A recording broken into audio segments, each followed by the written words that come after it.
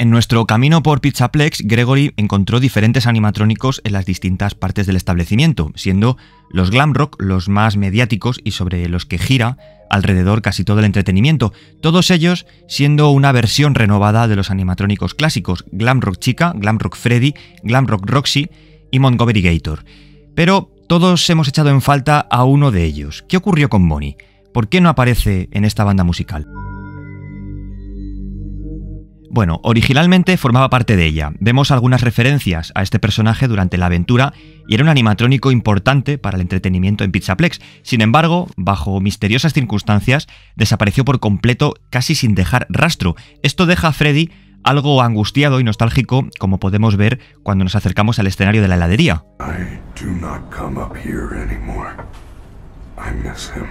Bonnie es uno de los animatrónicos más importantes en la franquicia de Five Nights at Freddy's, especialmente junto a Chica, Freddy y Foxy. Sin embargo, en algún momento sí que estuvo vinculado a Mega Pizzaplex, y esto es algo que podemos ver con los anuncios promocionales de dibujos animados, quien paseaba por un bosque precisamente con estos animatrónicos que he mencionado, y durante el juego hay continuos guiños y referencias para indicarnos que efectivamente así era.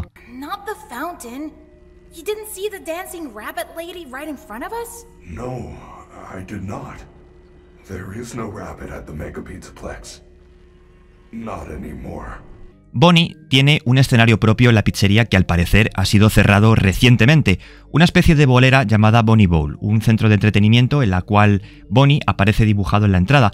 Las referencias que Freddy tiene hacia él reflejan un sentimiento de pena y un vínculo muy estrecho entre ellos, algo lógico puesto que han estado juntos durante mucho tiempo, y también sugiere que Bonnie tiene una capacidad mental y sensitiva como la de Freddy.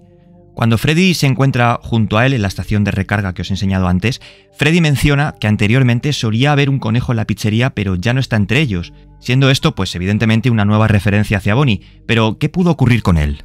Evidentemente, lejos, muy lejos de haber algo oficial como casi todo en Security Breach, podemos sacar diferentes teorías y datos que el juego nos sugiere, y voy a empezar por los anuncios promocionales de Mega Pizzaplex.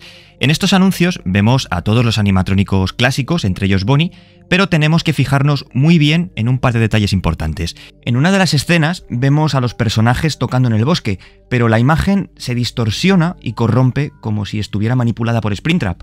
Incluso vemos este glitcheo y durante unos milisegundos a Monty Gator. Monty Gator actuaba como bajista en la banda Glamrock y de hecho es el sustituto del propio Bonnie, teniendo incluso partes de su cuerpo como los hombros o los párpados del mismo color que el suyo, azul morado. Por tanto, es bastante probable que utilizaran partes de Bonnie para crear a Monty Gator o incluso al propio Burntrap, ya que, recordad, tiene piezas aparentemente renovadas. Monty es un personaje cuya característica principal de su personalidad es la arrogancia y la intolerancia a estar por debajo de nadie. Por tanto, puede que destruyera a Bonnie para ocupar su lugar en la banda, o puede también que utilizaran un nuevo endoesqueleto con las piezas de Bonnie para crear a Monty Gator, algo parecido a lo que Bunny pretendía hacer a Freddy, utilizar sus piezas en un endoesqueleto para crear otro animatrónico sumiso. Y esta realmente puede ser la causa. Freddy sentía un vínculo estrecho hacia Bonnie, y puede ser un animatrónico con, digamos, criterio propio, conciencia, lejos del control de William Afton. Freddy manifiesta un gran afecto hacia él, expresando dolor, incluso intenta evitar la visita a Bonnie Bowl, siendo grandes amigos y seguramente compartiendo cosas en común. Por tanto, sugiere que Bonnie, al igual que Freddy, tenía conciencia y sentimientos de protección hacia los niños.